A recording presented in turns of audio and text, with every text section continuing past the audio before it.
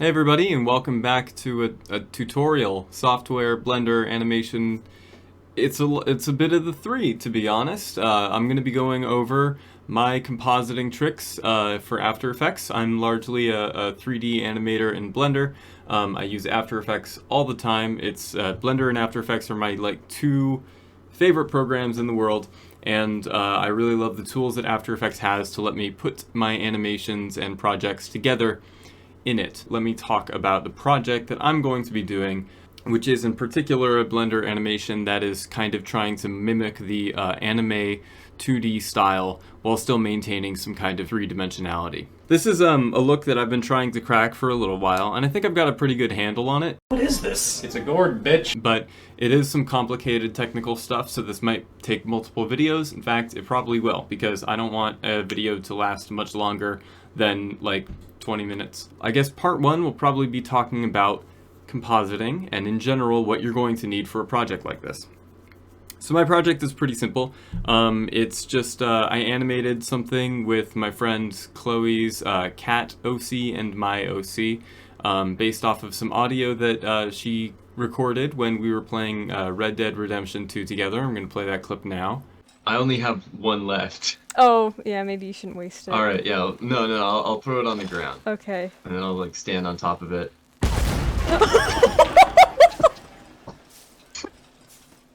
Oh, okay, that was excellent. That didn't... So you're fine, I die? Yeah, I'm completely fine. That did not work in the way that I thought. We found the limit to friendly fire. That's good. Yourself. Now we know how it works. And so I spent like a couple of days making some assets and putting it together, and now I have an animation. How do I make it look nice? Well, that's where After Effects and that's where compositing come in. So let me talk about first what you're going to need for effective compositing. So compositing essentially is the art of putting things together. And if you're new to it, you might think that you would want to keep as many things together as possible so as to make this job easy. But in fact, you're most likely going to want to keep as many different layers of things as humanly possible.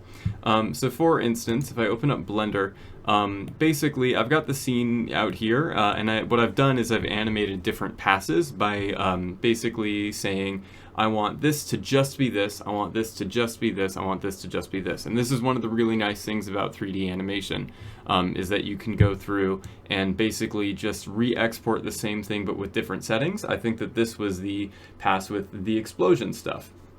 And then I did one pass where it was just Chloe's character, and then I did another pass where it was just my character. And so I turned off everything else and I just set the camera to export the things that I wanted it to export.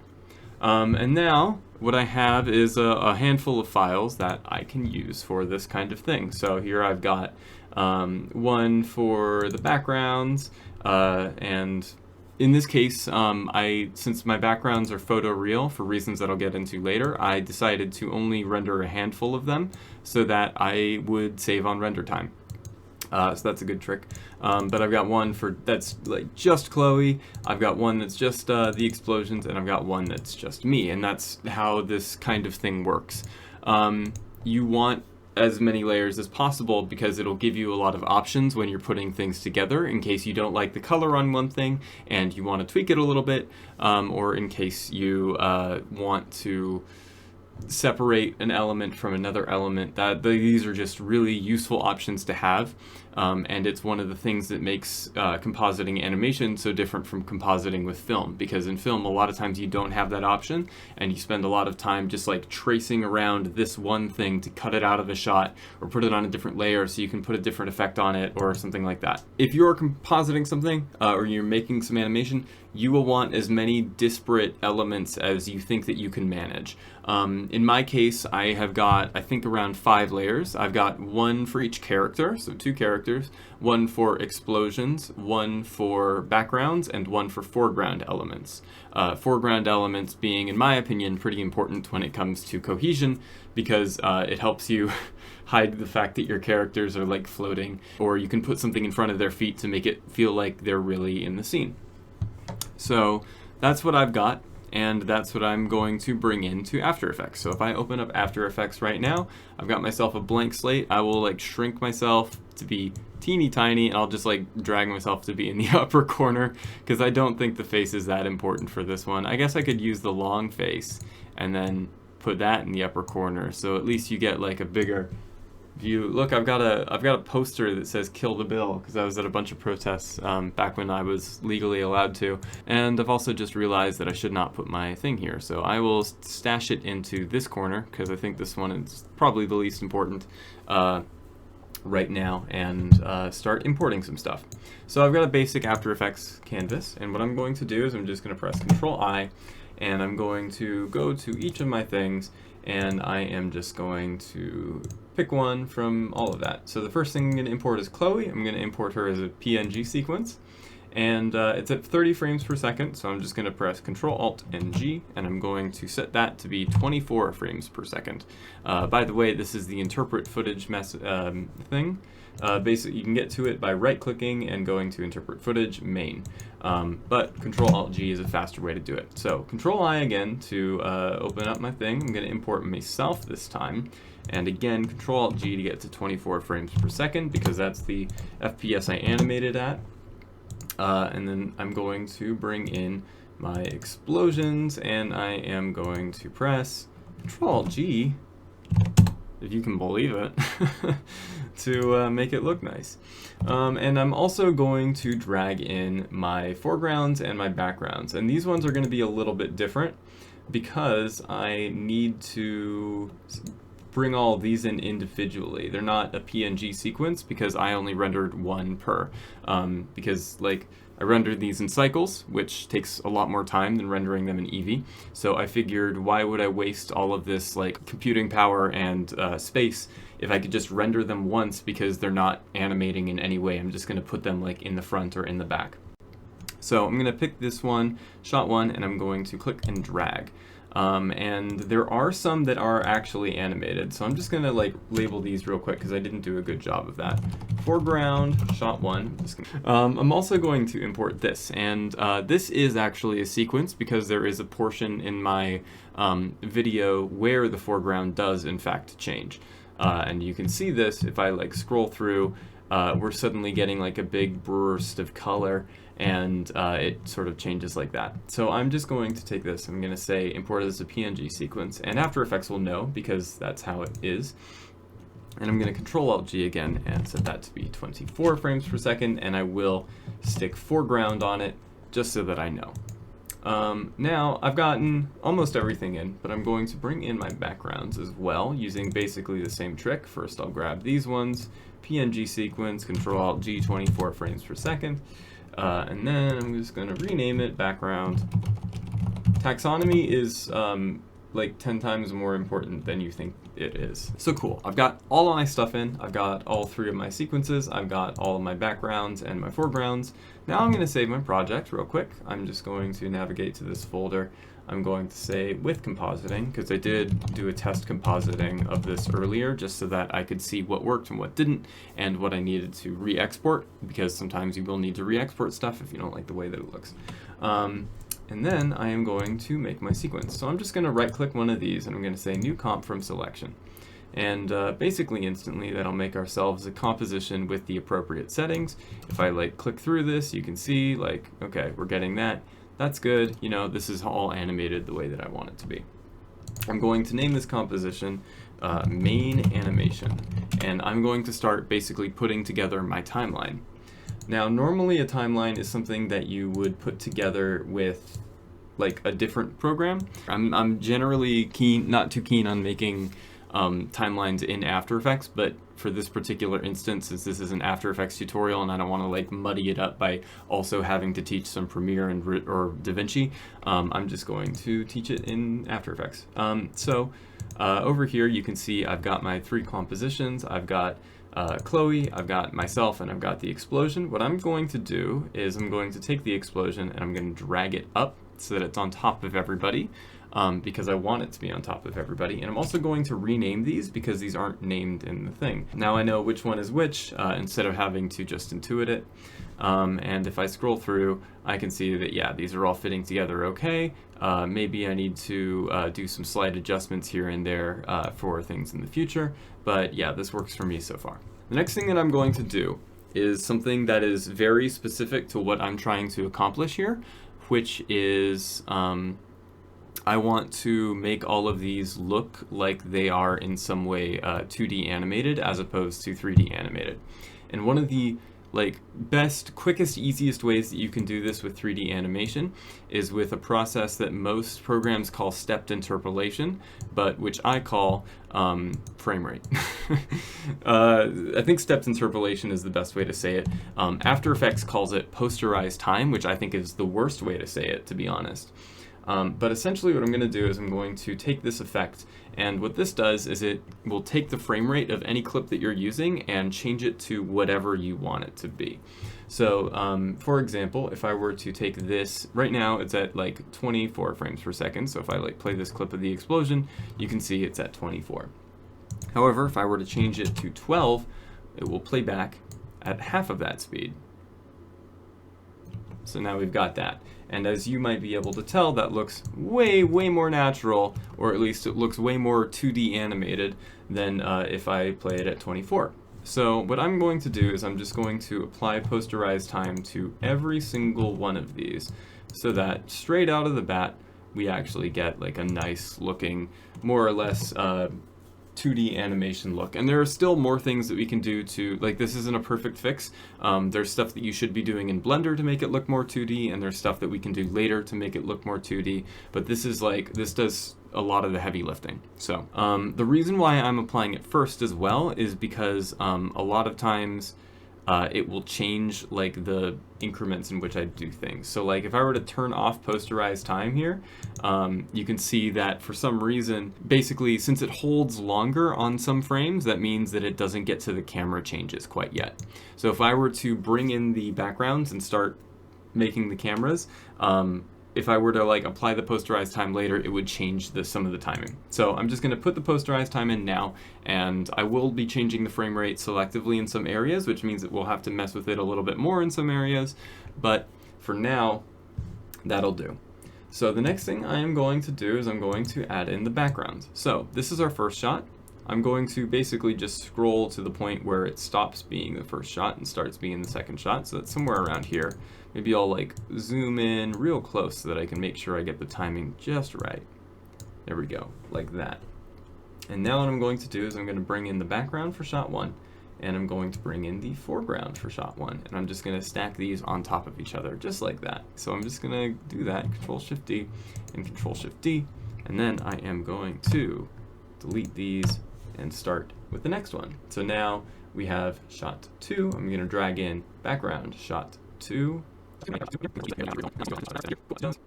background of shot 3. And in this case, I'm using background of shot 3 from before because at some point it does change. So I'm just going to press Control-Shift-D like that and delete that. And then I am going to find the part where it changes. 164 is where it changes, so I'm going to drag background 164 in right here. And there we go. As you can see, we get the nice background that animates. And then I'm going to cut this in half, and I am going to substitute in the after background. So I've got background, here we go, background shot 3, after. And let's just put that in there and delete this and delete this. And now it transitions over from this background to that background, just like that. I also need to do the same for the foreground in shot 3 because shot 3 has a foreground. So let's just do that. Foreground shot 3 before and foreground shot 3 after. And shot 3 also has itself. This is all stuff that I can do because I was very careful with how I set up this project. I didn't want to render any more than I had to, and I didn't have to, which is very nice all the time. It is so nice to have that. So I'm just going to take this, and I'm going to set, since the foreground has transparency, it can't quite be so cavalier how it is. I have to be a little bit more careful. But now I will bring in the foreground sequence that takes place right here. And as you can see, both the background and the foreground now conform to this change. Although there is a problem. I did have this weird like glitch when I was exporting the foreground, so that'll be something that I will change when I move ahead in this project. But for now, I'm just going to ignore it. All right, so next shot.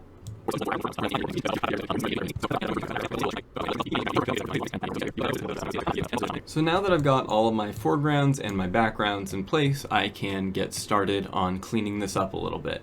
The first thing that I am going to do is I am going to take my foregrounds and probably make sure that each of them have a little mask so that I don't have to deal with this, which basically just means going through and cutting through them.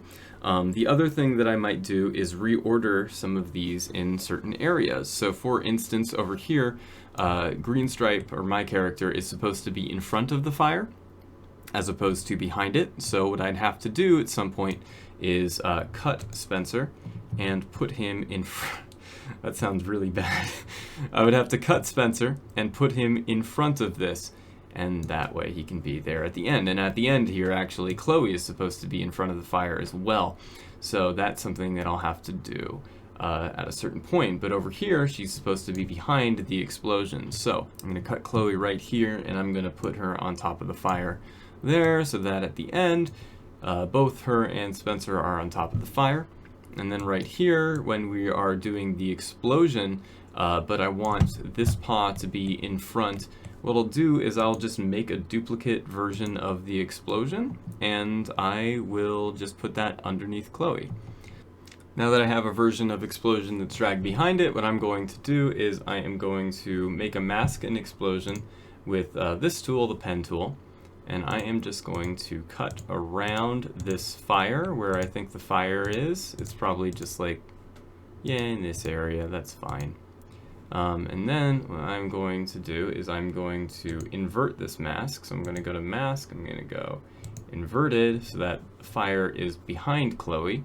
And then I'm going to go into the masks. I'm going to go to mask expansion, and I'm going to set a keyframe so that in this frame it does not affect it at all. I'm going to set it to like a negative value, and then over here it'll be at a regular value, and then after that I'm just going to set it to a negative value again once it changes shots. So cool, now I've done basically I've done most of the cleanup. There's still a little bit more that needs to be done.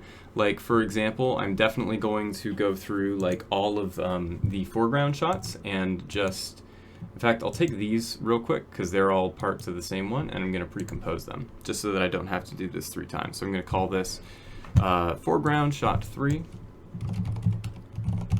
shot 3, and then I am just going to go through and cut around the parts that I don't want to be showing because I don't think that they look good in the slightest. So just like that, what it's going to do is it's going to show only that for a second, but don't fear because you can always invert your mask. There we go. So now that I've got my basic timeline put together, the last thing that I want to do is break it apart. Which is I want to take all of these individual shots and be able to work on them on their own as opposed to having to work on this massive thing. So in order to do that, the first thing I'm going to do is pre-compose this background here, so background free, just so that that's its own thing. And then what I'm going to start doing is basically breaking these up. So just going to take these 3 and just Control-Shift-D for all of them. And I'm going to move all of these up a little bit so that they can be on their own. And just in general, I'm going to go through and make sure that all of these can sort of exist in their own areas so that I can pre-compose these in their own right. So I'm just going to take this and I'm going to press Control-Shift-D. I'm going to move these up and let that be.